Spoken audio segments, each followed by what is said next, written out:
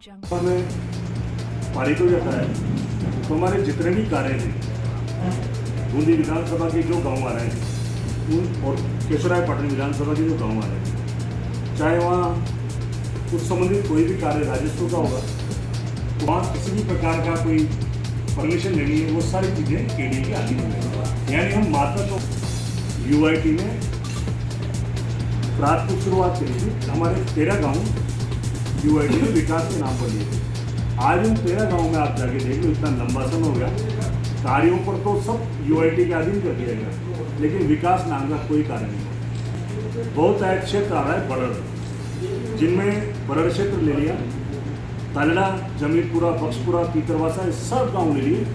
इसके अलावा केशवरायपाटन की जो देव, तीरथ, मेराना, सीनका, चांदलेली, ये सब गाँव ले लिए और केशवरायपाटन के भी 15 गाँव ले लिए। इन गाँवों में सबसे महत्वपूर्ण दूसरा पहलू ये है कि पीढ़ियों से लोग काश्तकारी का काम करते हैं। अनुसूचित जाति, ओबीसी, इसमें मीणा समाज, माली समाज, गुर्जर समाज, विभिन्न समाजों के लोग हैं, सर्व समाजों के लोग हैं। वो हजारों परिवार इस निर्णय से बर्बाद हो गए।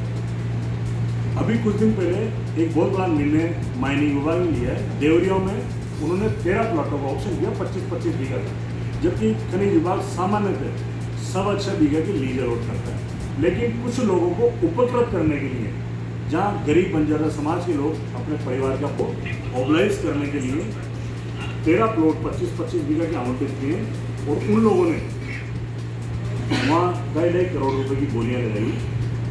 अब आज के बाद अब अधिग्रहण का काम चलेगा, उनको बेदखली का काम चलेगा। ये प्रक्रिया इन 48 और 15 गाँव में शुरू होगी और आने वाले समय में इसके दूरवर्ती परिणाम मिल जाएंगे। और जब प्राथमिक शुरुआत हुई थी, राज्य सरकार ने कंकर फेंक के देखा था कोई उछाल आता ही नहीं, लेकिन उस समय भी मुझे लगता नहीं है सदन में इस घटना का पुरजोर विरोध हुआ। ऐसा कोई मामला प्रकाश नहीं आया, न समाचार पत्रों में आया, न विधानसभा की कार्रवाई में नजर आया, न कहीं सड़क पर नजर आया। ये एक प्राथमिक शुरुआत थी, उस शुरुआत का दंश हम आज भुगत रहे हैं। अगर उस समय मौन नहीं साधा होता तो आज ये परिणति नहीं होती। आज फिर द्वितीय चरण जो है ये बूंदी जिले के अस्तित्व पर इसे संकट मंडरा गया। हमारा अस्तित्व कहाँ बचेगा? पहले हमारे 13, अब हमारे 68 गाँवों पर डाका डाला जा रहा है। हम उनके मातहत होंगे, अधीन होंगे। कल फिर कोई तीसरा बड़ा निर्णय होगा तो बूंदी जिले का अस्तित्व कहाँ रहेगा? कल ऐसा कोई निर्णय नहीं, ये अस्तित्व की आशंका मंडरा गई। इसलिए आज हम सब लोग बैठे हैं, लाडला जी बोलेंगे, बाकी लोग बोलेंगे। हम अभी यहाँ से मिलकर कलेक्टर से मिलने जाएंगे। आज ही चूँकि बिल पर चर्चा हो रही है, उस चर्चा पर 3 बजे इस बिल पर चर्चा है। आओ माधवनी जी, माधवनी जी हमारे नेता प्रतिपक्ष हैं, ये भी विचार रखेंगे। हम इस निर्णय के विरोध में जिला कलेक्टर साहब ज्ञापन देने जा रहे हैं। मुख्यमंत्री जी के नाम ज्ञापन है, तत्काल प्रभाव से इस ज्ञापन पर कार्रवाई हो, इस बिल को राजस्थान सरकार रिवोक करे। अन्यथा सरकार अगर निर्णय नहीं करती है तो हम सब लोग जो बूंदी से स्नेह रखते हैं, बूंदी के प्रति यहाँ की संतान है, यहाँ पैदा हुए हैं, जिनका आर्थिक लगाव है, इन 48 गाँवों में तो इस राजस्थान सरकार के मंत्रियों, कांग्रेस के प्रतिनिधियों, कांग्रेस के पदाधिकारियों और इस सरकार का लाभ के पद पर कार्यरत लोग हैं। 48 लोग तो पुरजोर विरोध करेंगे, लेकिन किंतु बूंदी जिले के अस्तित्व से समझौता हो रहा है। पूरे बूंदी जिले में राजस्थान सरकार का विरोध होगा और इसके लिए हम सब लोग गाँव में जाएंगे, जनजागरण पैदा करेंगे। अभी लोग अनभिज्ञ हैं। देवरिया में मैं माइनिंग विभाग की मैंने सूचना दी थी, वहाँ के बंजारा समाज के लोग, वहाँ के गुर्जर समाज के लोग, लेकिन उन लोगों ने उसको हो सकता है इस रूप में नहीं समझ पाए हो या लाइट नहीं लिया हो। आज उन लोगों के बार बार फोन आ रहे हैं कि हम क्या करें, हम आत्महत्या करें, हमारा रोजगार क्या होगा।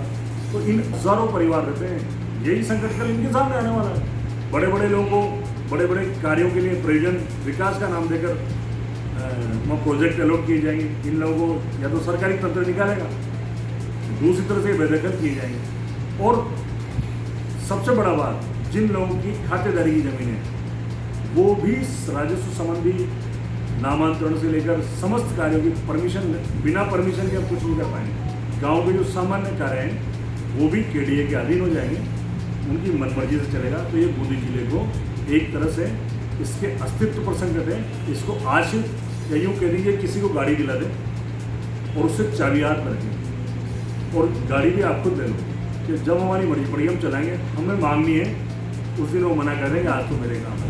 फिर हमारा औचित्य करा ये हमारी बहुत बड़ी हमारे जिले के साथ खिलवाड़ है और हम सब लोग इसका पुरजोर विरोध कर रहे हैं। कलेक्टर साहब पास जा रहे हैं अभी, लेकिन ये प्रेस को में तकलीफ है डालने पर गहरी चिंता है।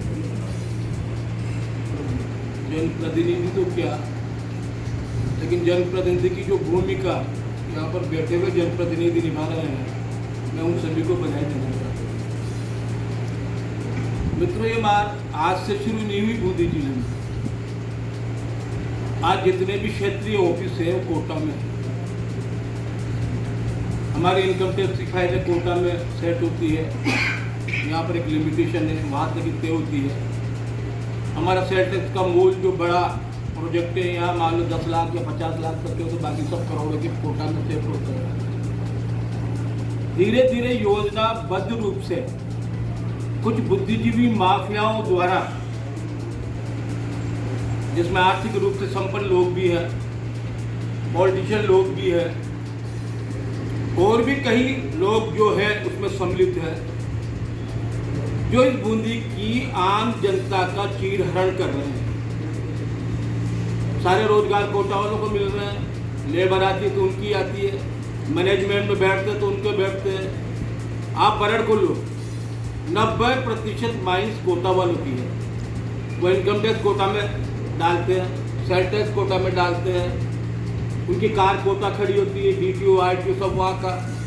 मैं ये बात आप लोगों के समक्ष इसलिए कह रहा हूँ कि किसी भी जिले की आय और व्यय का एक मानचित्र सरकार बनाती है, उसी के अनुसार डेवलपमेंट का पैसा बांटती है।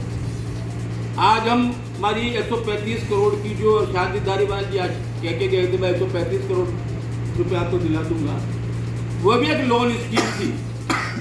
जब उन्होंने कैलकुलेशन करके बूंदी का आय व्यय का जो वहाँ पर व्यवस्थित रूप से जब रखा, तो हुडको ने मना कर दिया कि हम आपको कोई ऋण नहीं देंगे डेवलपमेंट को लेकर, क्योंकि आपकी इनकम का एक निश्चित स्रोत नहीं है। जैसे एक उदाहरण देना चाहता हूँ कि मेरे को 50,000 रुपये महीने बेटा कोटा बूंदी के नाम से जाना जाता है, कोटा लोकसभा क्षेत्र के नाम से अंदर बूंदी का समाप्त होता है। 68 गाँव को भी तोड़ करके यह पूरी साजिश की जा रही है। बूंदी को आगे पीछे बिल्कुल तहसील का दर्जा दिया जाएगा, इस हिसाब से एक कठपुतली बन जाएगा बूंदी, जो बूंदी विधानसभा तो पूरी समाप्त हो जाएगी। हमारा करके रहना पड़ेगा, कोटा का एमएलए, कोटा के एमएलए को बूंदी में आगे देना पड़ेगा। दोनों विधायक बिल के खिलाफ है।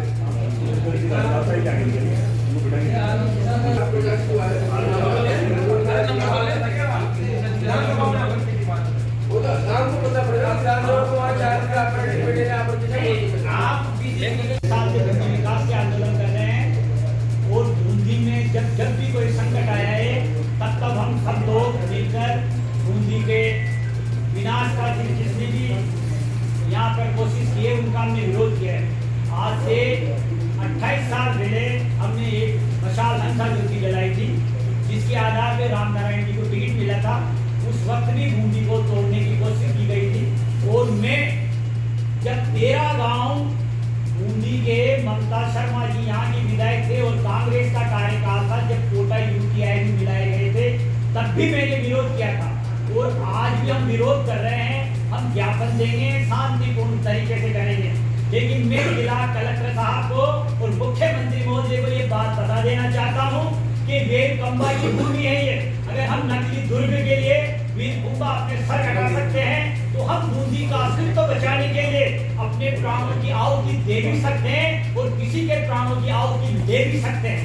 इंडोली विधानसभा को यहाँ से अलग किया गया, आज 68 गाँवों को वहाँ ले जाया जा रहा है, जबकि बूंदी कोटा की माँ है। और अगर बेटा माँ की अगर लात मारता है तो माँ ऐसे बेटे को निकट करके बाहर निकाल सकती है और हम मरते दम तक अपने प्राणों की आहुति देने तक बूंदी का अस्तित्व बचाने के लिए लड़ते रहेंगे। जय हिंद, जय भारत। जो आंचल है इसको हटा के इसको अभी किया जा रहा है। यदि आप एक नहीं होंगे तो हमको 3 तरह से तो पहले काट दिया गया है, अब 4 तरह से भी काटने की कोशिश है।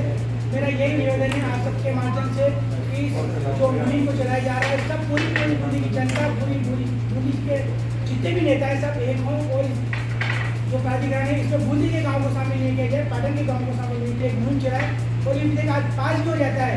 हम इसी एकता दिखाएं, इसका हम आंदोलन करें कि सरकार को झुकना पड़े और ये वापस लेना पड़े।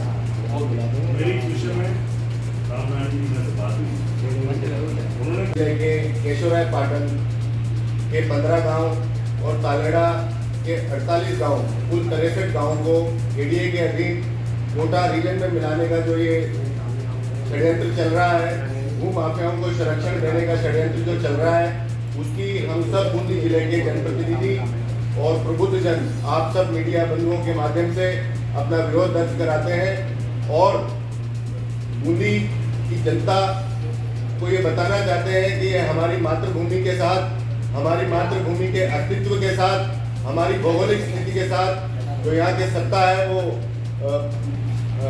राजस्थान की जो सरकार है वो खिलवाड़ कर रही है। ऐसा हम बिल्कुल भी बर्दाश्त नहीं करेंगे। अपने शब्दों में वो सूक्ष्म रूप में रखते हुए मैं सूर्यमल मिश्रण की 2 पंक्तियां आपके समक्ष कहना चाहूँगा कि सूरा सूरज से कहे, सूरा सूरज से कहे, शीश करूं बख्शीश, शीश कटे धड़ ऊंचटे वादिन कर जगदीश। ये बताना चाहता हूं कि अगर इस बिल को रिवोक नहीं किया गया, वापस नहीं लिया गया, तो पूरी बूंदी की जनता के साथ हम एक बड़ा आंदोलन करेंगे और उसकी जिम्मेदारी पूरी प्रशासन और राजस्थान सरकार की होगी। जय हिंद, जय भारत।